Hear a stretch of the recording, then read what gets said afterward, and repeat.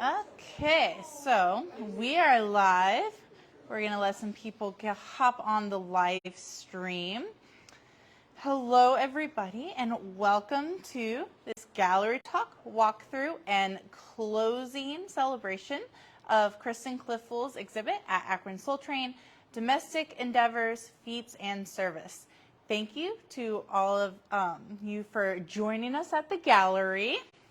And for those of you joining us virtually on the live stream, it's so fun doing these kind of dual programs. Akron Soul Train would like to thank all of our sponsors, especially Thomas and Anita Gedalian of Sikich, who sponsored Kristen's residency work. And we're just going to start going through all of the pieces with Kristen. Let me flip the camera. Okay. Hi, thanks so much, Meryl. Can you hear me? All good? Awesome. Thank you guys so much for coming in person, and thanks to everyone who's sharing their time with me at home.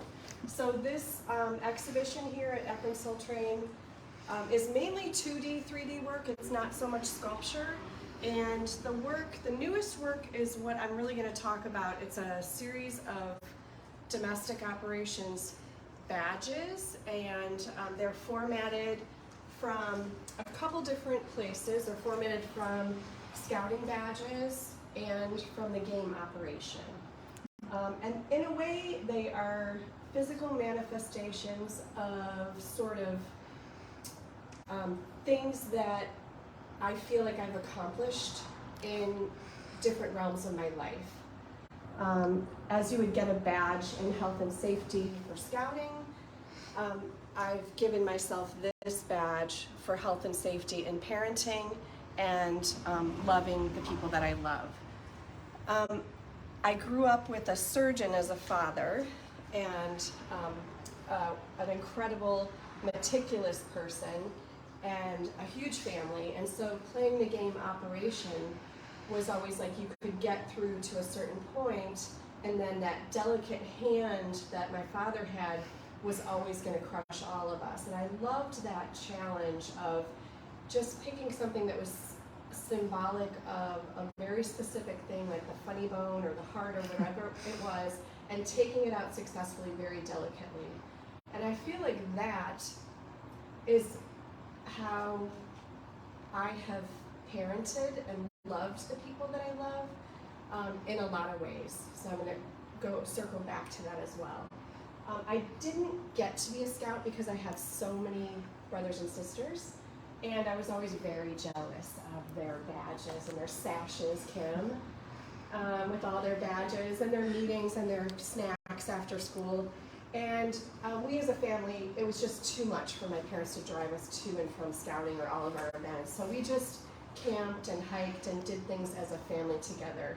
But I lusted after those juicy little physical acknowledgments of success, of accomplishing tasks and being lauded for what you accomplished. So I made myself these badges, and it's been a lovely, lovely journey because I've gotten to think back and distill moments and times in my life that have really been intense and impactful, and I've categorized them into these badge formats.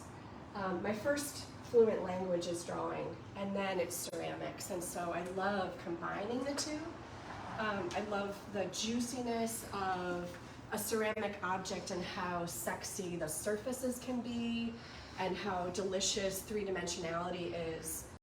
I also love combining it with the ability to add more context in drawing. So initially I started just making these forms, which were the studies for the domestic operations badges. And I made a whole series of maybe 8 or 10, and then I realized that the backgrounds in those were black. They weren't that gold luster. And a friend of mine said, could you please make Ross a cake he's a baker, he's an incredible baker, and can you make him a cake for a Christmas gift? And so he asked for chocolate, which did not sing with the black background. And so I remade every badge because once I saw the gold back there, that gold luster, I couldn't unsee it. And so I changed it. I made every single one over. So I made 11 over of these centers. And I gold lustered all of the backgrounds to really make them sing, really make them be very, very iconic and very gem-like. So that was a treat, actually. My gallerist, Bill Busta, said, oh my God, why are you remaking all of these? And my mom said that, who I share a studio with. And I'm like, oh, it's my greatest pleasure is to remake things because I never get it right the first time. And it's always better the second or third or fourth time. And for God's sakes, amen, I love to just make things. And, you know, ceramics is such a delicious way to live your life because it is so haptic and so it's so push-pull like a relationship. So that was actually a treat. And I showed all of the studies at my show in March with Bill, and I just have a few left, but I'm continuing to make studies that then engage with the rest of the series. So there are 12 of these badges in all. So I've designed 12, and they're not all completed. I'm also referencing the Stations of the Cross in a way because I grew up Catholic. I'm not practicing, but I'm still drinking. And I use that format of going from place to place and seeing them in a church. Going and reading all that information as a child was really delicious because it's all so intensely narrative, right? So I love that about these, is that I can bring you in with a big symbol and say everyone can recognize that as health and safety or as in service or health and safety in some way. And then I get to wrap that with more context about my life and what I have achieved. So the rubric for these badges is that there are 8 things that have been sort of tackled or accomplished in each of them. That comes from scouting directly. And so the 8 things had to be distilled down because there's so many things in each of these arenas that I could have expounded on, but that was delicious. That was a delicious journey to edit and distill and come up with the parts that were the most intense. This was the first one that was complete, and I think it's the most cartoony. And now I'm working on 2 at a time so that I can really kind of balance the drawings and make them relate more. So the sequence here was this one, health and safety, and then work, then celebration, and then us in nature. And all of the scenarios that are depicted are based on like a design pattern toile that I grew up with, the toile that many of you probably grew up with on your grandmother's couches or wallpaper or curtains or even bedspreads. And I napped on my grandmother's couch, and it was a black and white toile, and it was these beautiful farm scenes and girls on swings and very bucolic and soothing and almost anonymous. And so these are uber particular and uber personal, and almost some of them are almost gory. But to the first glance, to the casual observer, they look just like a pattern and decorative and comforting, like some kind of a fabric or something we grew up with. So I love that these can pull me in as a viewer still, and hopefully the other viewers that come into these, I hope that they are universal enough that people can relate to some part of them. But I'm really not doing it for people, I'm doing it for me. I'm 56 now, and I feel like I really have accomplished a lot. And I think that we all get a case of the meanies to ourselves sometimes. And the pandemic wasn't particularly kind to me or anyone. And being alone a lot, I ruminated on how I grew up and why I made my life this way, and my small successes and some of my big failures, and they're all depicted in these 12 badges. It's not like each one of these things is super pleasant. I mean, my brothers peed in my sleeping bag every weekend, and you would never know that from here except if you read the text.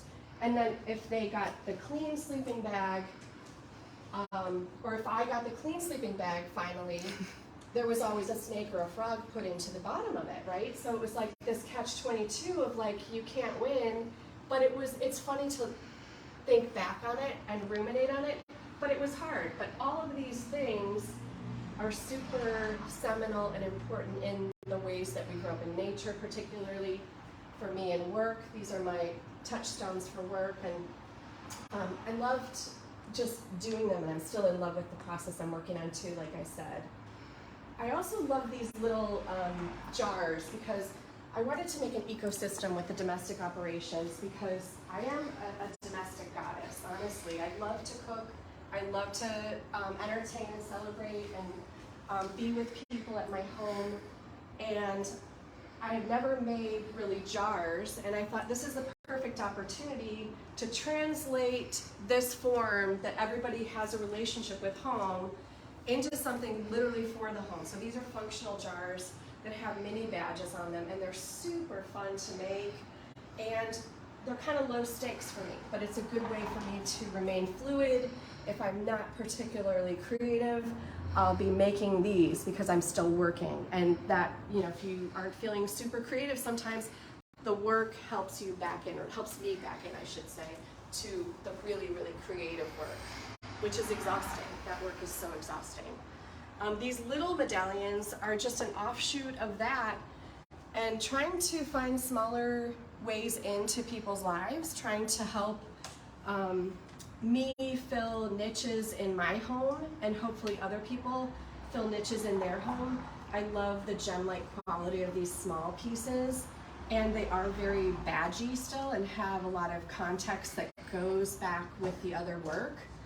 So those are super, super fun and new, and I've got a whole series that relate to each of the 12 badges that I'm doing. So that is so, so fun.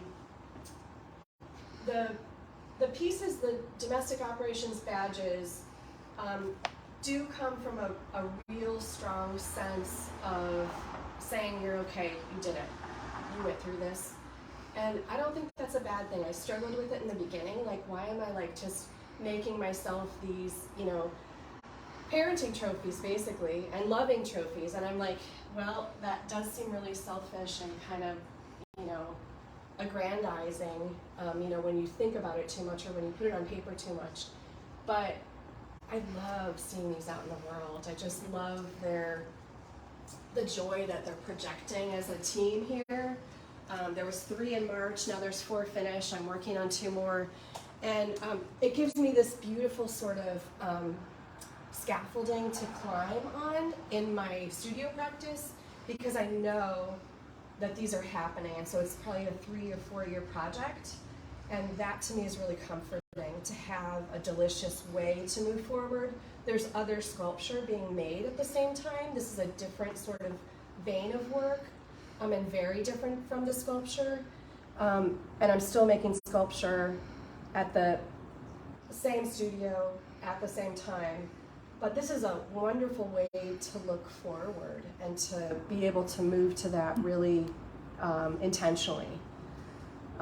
This piece I would love to talk about, Meryl, so yeah. If people have questions they can ask later. But this piece, Trousseau, is also very related to a lot of the things that I was talking about with growing up and being sort of a doer, and my family being just doers. A trousseau is something, if you don't know, it was what was given with a bride when she moved in with her new husband and family. And it was, well, you know this, Ryan, with your trousseau, it was traditionally, my mother's was like lingerie, tablecloths, very beautiful nightgowns, linens, things that were passed down, but also that were especially unique to that person moving into a new role in life and a new family. And for me, I grew up with this huge family of workers, just really hard workers, and work was what was really treasured and honored and valued in my family. And this is my trousseau. This is that sort of thought process behind what did I bring to the relationship. I've been married 32 years now, and it's all been every single day complete bliss. And so I really do treasure my ability to work on a relationship and to build relationships, and it is hard work. And the dichotomy of materiality here is something that I just almost choke up talking about, because the fragility of the work that we do as lovers of humans and the importance of that work, that we keep building those relationships, and that we are delicate and careful about how we treat the relationships, like taking the heart out of the operation game with such, calm your nerves and just do this delicate work. I love that dichotomy of this very fragile material glass being the symbol of that work, because it is so delicate, so difficult, and so intense. I made this pillow. It was my third try on this shaped pillow, and having it be velvet and be delicious and down and soft, and having that hammer be cradled in that softness is something that I really, really love. Casting glass is not my native material, but I've been doing it for maybe 25 years, on and off, and I can't get enough of it. I just love, love, love how in certain pieces it's super necessary.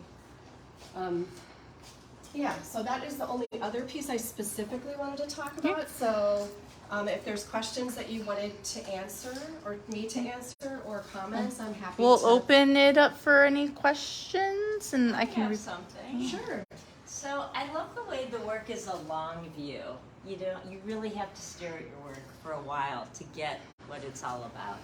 And I know that you're a Cleveland Institute of Art grad. I'm just curious what your most important takeaway was, or your favorite instructor that you learned the most from at the Cleveland Institute of Art. So just kind of repeat the question in your answer so that Yes. everyone can hear it. So thank you for that question, and I do think that my work is a really long view. Absolutely. Nothing really takes me 20 minutes or an hour or 5 days. And so, and I love that, because I've built my life around my studio practice, and I've built my studio practice around my life, and it's my life's work. And I think that was a nugget that I was shown, that I modeled after many of the people that I got to have as instructors and mentors at CIA. I had Judith Solomon and Bill Briard, Mary Jo Bowl, Stephen Bradford. They were constantly bringing in other artists. My drawing instructor was Ralph Warman. I had Julian Stanzak for painting. So I saw the most incredible craftspeople, artists and painters living their life completely in their studio practice. And I was like, oh, that's what I want to do. And I just went there, and I never stopped.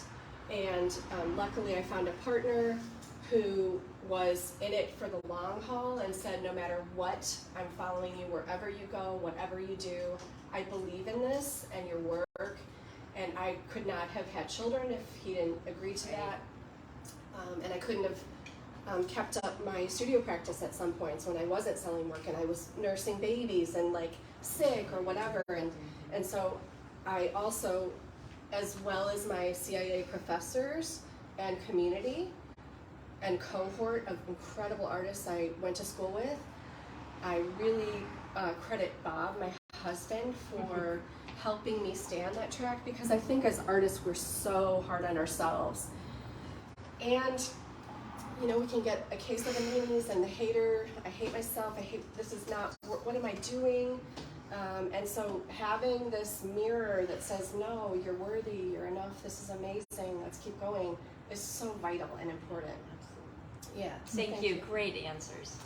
I have a question. Well, it's more of a question that may be more of a dialogue about the idea of the badge.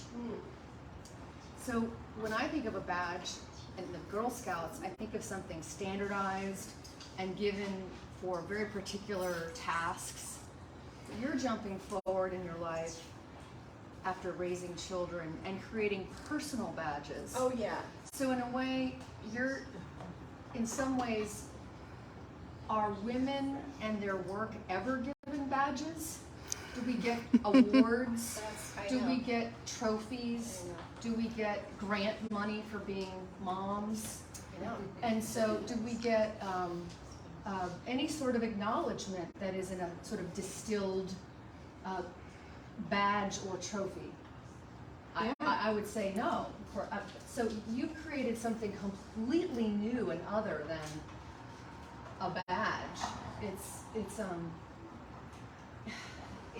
both a badge and it's also something so radical because women aren't given those. You created them for yourself. Totally. And you said, oh, you felt self-aware and sort of insecure, like it was self-aggrandizing. I couldn't think of anything less self-aggrandizing. Thank you. But So, you can see, like, I mean, you get into that space as being a maker like you are, and it's just like, wait, you know, I'm so wrapped up in this. Is it the right thing? I'm spending millions of hours doing it.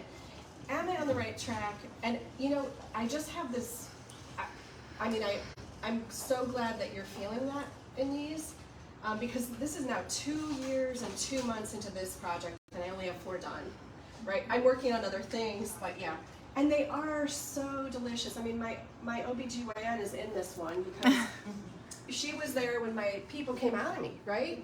And so, yeah, I put her in this, and my mom said to her, you've got to come to Kristen's show. You're actually in the show.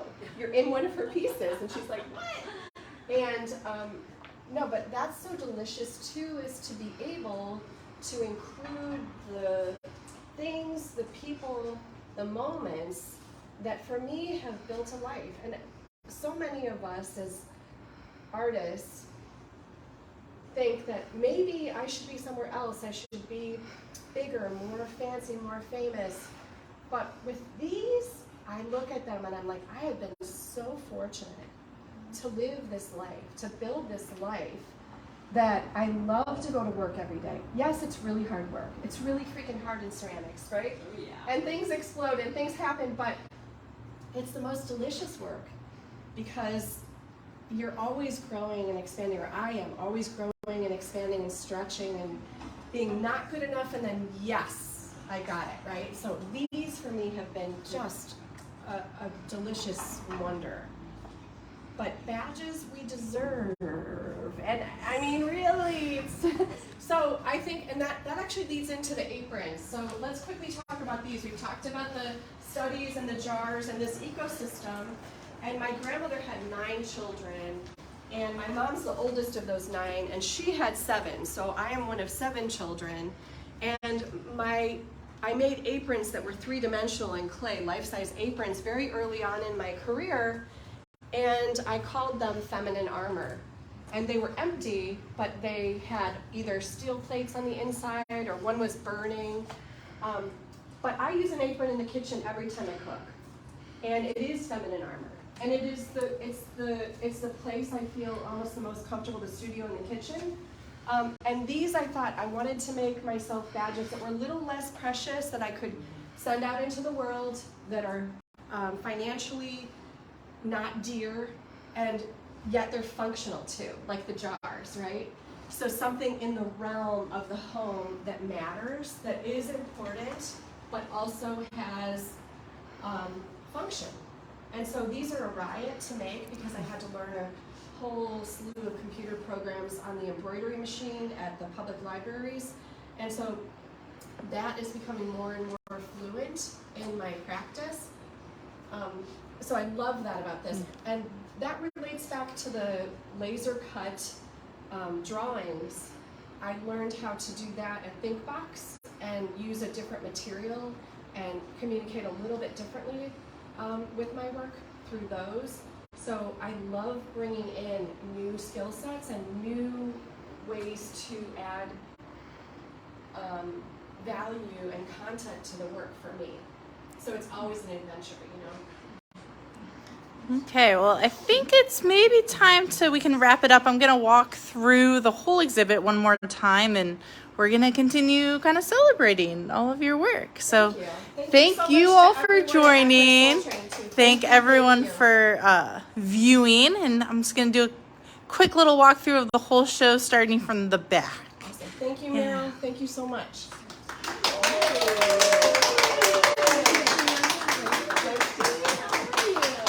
Sorry, we missed one. Oh, come here. Can I get you some champagne or some prosecco? Oh, good. Nice to see you. She's still fine. Oh, I have one. Oh, I got it. I'll get it. Yeah, I think we'll start with that.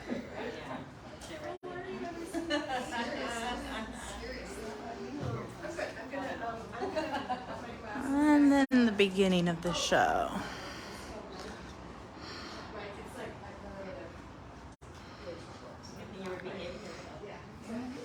So, friends, this is Christine. Hi. And Diane. Hi. And this is Claudia, Orso, Brian Brown, and Kimberly Chapman. Okay. And Christine, We'll see everybody on the next live stream. Thanks. Bye.